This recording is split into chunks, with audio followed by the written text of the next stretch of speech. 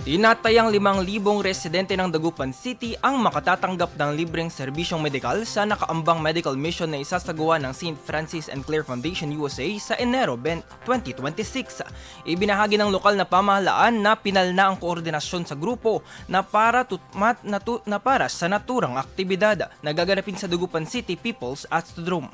Kabilang sa mga libreng serbisyong ihahatid ang minor operations tulad ng local excision, local incision at pagtutuli.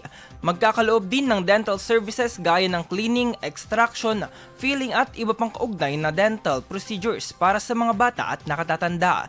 Sasailalim din ang mga benepisyaryo sa optometry at ophthalmology services habang magbibigay naman ang foundation ng libreng tungkod, saklay at wheelchairs para sa mga nangangailangan.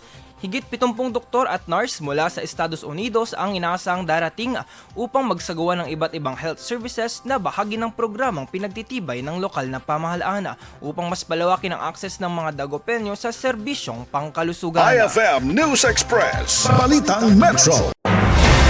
IFM News. IFM News. IFM News.